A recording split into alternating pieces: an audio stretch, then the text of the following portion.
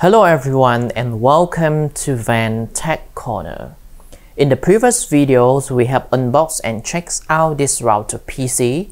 It is powered by the Intel's N5105 CPU with 4 2.5GbE Ethernet ports, and this is the Intel's I225-V. OpenWRT doesn't have a driver pre-installed for the build, so in this video we are going to build the firmware with the Intel's I225V or the kmod-igc. So let's do that. There are several ways you can build your OpenWRT firmware. You can do a build system with Linux, either Ubuntu or CentOS or the Linux distributions. And then you get to clone the OpenWRT repos and then build your firmware. Or you can do it automatically with OpenWRT action, which is available on GitHub as well. But for this video, to make the process easier, I'm going to use OpenWRT firmware-selector. And here is the URL. So initially, you will need to access to the page and select your models and also the branch. And for the Intel I225V, which we have tested previously, it doesn't work with OpenWRT 21 stable release because the kernel version is 5.4. So for Intel I225V, we need to use a snapshot. So I think let's give a try with OpenWRT 22.03 RC6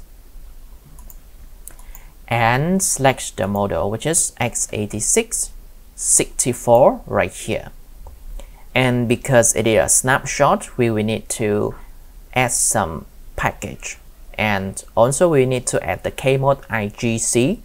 So let's click on this button and let's see, it should be kmod-igc. Very good.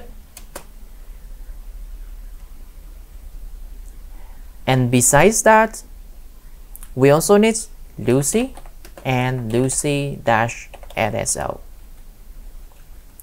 Make sure the space is correct, and let's request the build.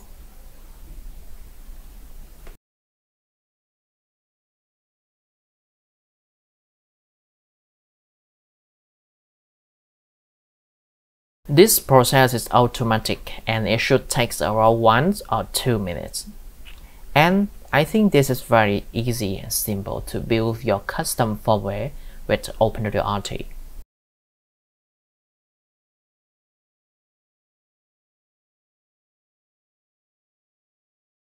Build successful. Very good. So we can see some of the log right here. And here is the custom download. This router PC only supports UEFI boot, so I will need either this one or this one. So let's see if we should take the SQUASHFS. Okay, let's just download this and give a try. And after I have built this custom firmware, we will have a link, and basically you can download the firmware that I have built using this link, and then we put it in the video description as well. So while it is being downloaded, let's get the USB write, connect to the PC, and then let's use Rufus to write the image. It is complete. Okay, very good. Alright, so let's click the select button and make sure it's OpenWRT 22.03.0 RC6. Very good. Start and just wait for it.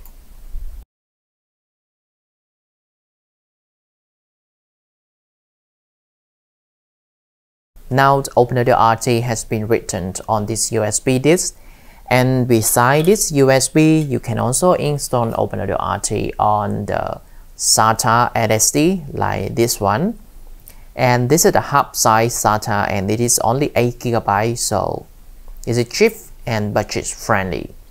And if you are using a USB to SATA adapter like this one, the installation process is very simple.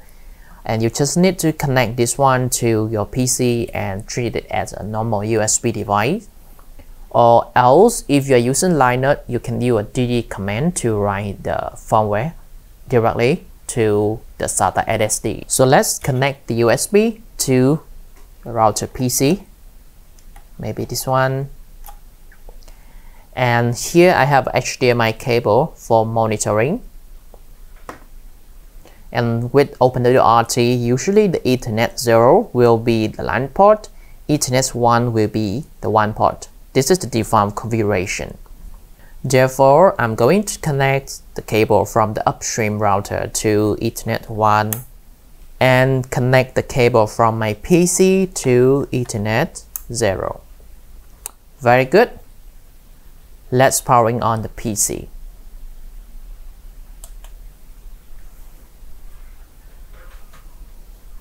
So now I will need to spam the Del key to go to the BIOS. And then let's go to the boot option and make sure the USB write selected at the first boot.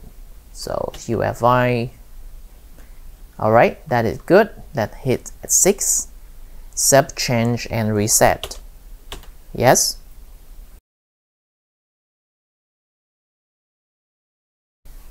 Alright, we can see the OpenWRT booting screen.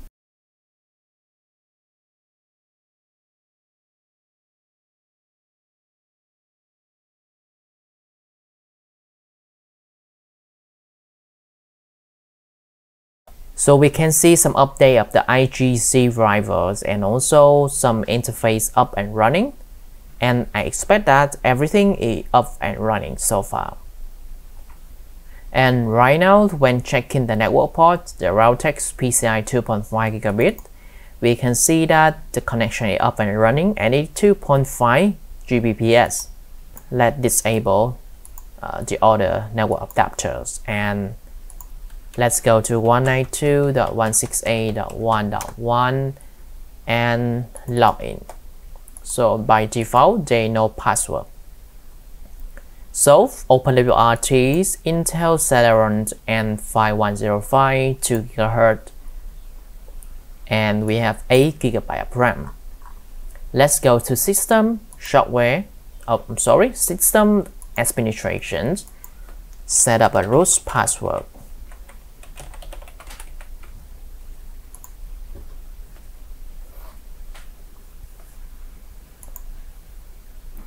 Let's go to network interfaces and check it. So we have the LAN port and the WAN port, and on the devices tab we have 1, 2, 3, and 4 network port. Ethernet 0 is in the LAN bridge, which is this one, and the Ethernet 1 is currently the LAN port. And Ethernet 1 is currently the WAN port. I think that is good. So let's go to system, software, and install iPub3 package. And before that, I believe we need to update the list.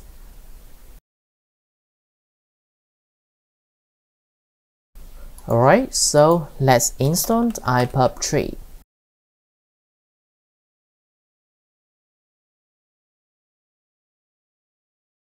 Now I will connect to the router with SSH, root, and my passwords, and start the iPub3.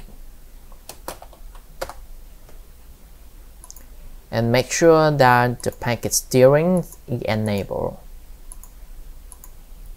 And make sure that the software offloading is disabled. So let's open another command prompt for iPub3 testing. iPub3.c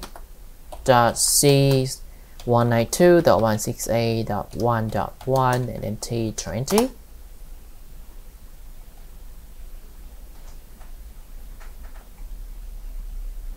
So far we are running at 2.28 gigabit per second, and I believe this is a very high throughput on Windows 10 with the Realtek network adapter And if we are using Linux Ubuntu, for example, it will be higher.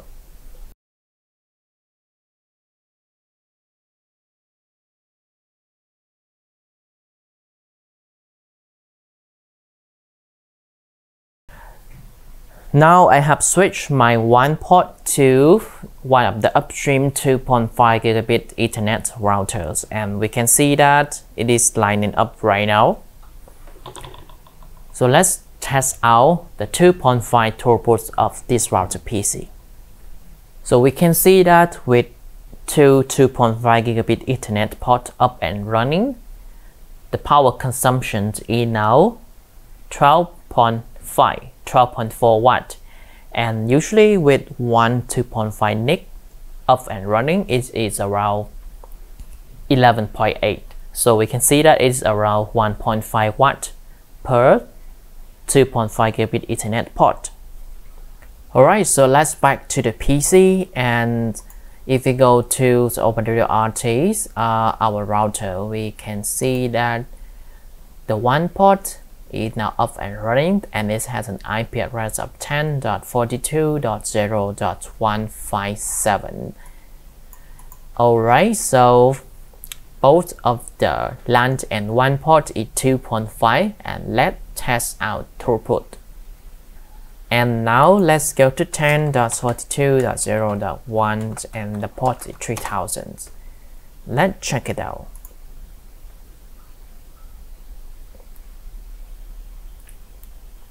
We are running at 2400 Mbps download, and the CPU is at 91% idle. And we can see that it's very little load on top as well as top. The same for upload, it is around 2.3 or 2.2.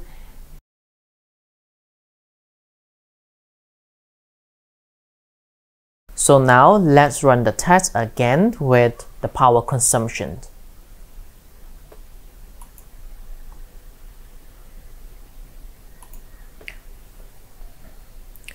So we can see during the 2.5 gigabit Ethernet throughput, the power consumption goes to 15 watt. And during the idle state, it's only 12.8, alright, 12.5. So it is another 2.5 watt increase for the 2.5 gigabit Ethernet download or upload.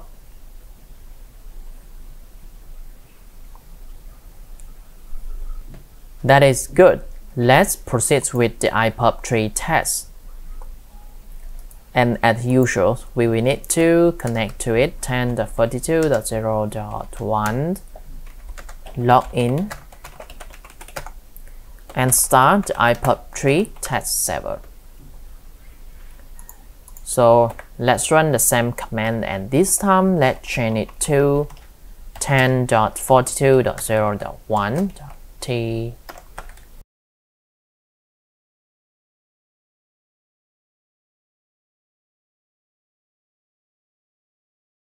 Now the throughput changed to 1.85 gigabit per second, and the CPU is at 96% idle.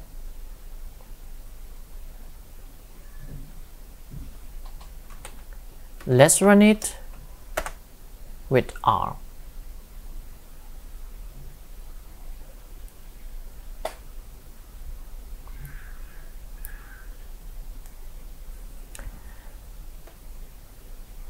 So when running the iPub3 test in reverse mode, we can see that the iPub3 is around 1.94, and in a normal mode it is 1.88.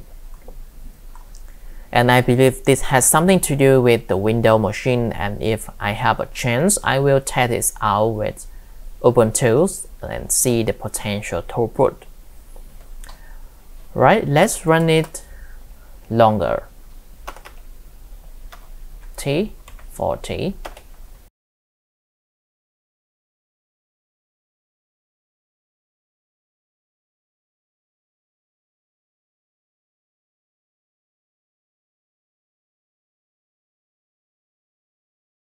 Alright, so Let's turn on the shortwave offloading and see if there are any differences. Network, firewall, and turn on shortwave flow offloading.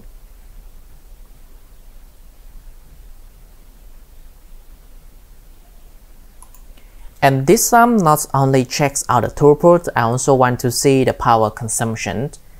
So let's refresh the page and let's start the test.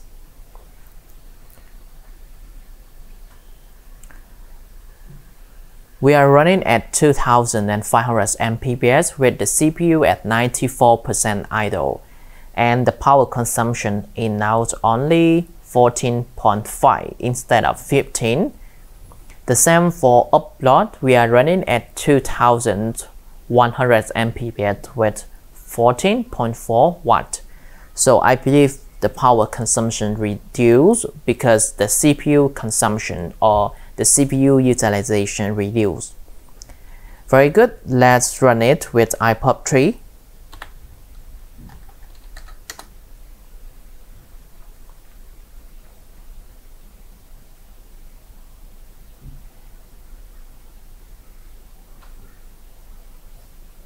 We can see with 1.85 gigabit per second throughput with iPub3, the power consumption is only 14.2, and I believe iPub3 has a lower throughput compared to OpenSpeedTest. That's why we have the lowest power consumption. So that is all for this short videos, and I'm going to test out more, let's say SQMKOS or OpenVPN, WireGuard VPNs, and all the features in the next video. Thanks for watching and see you all. Bye bye.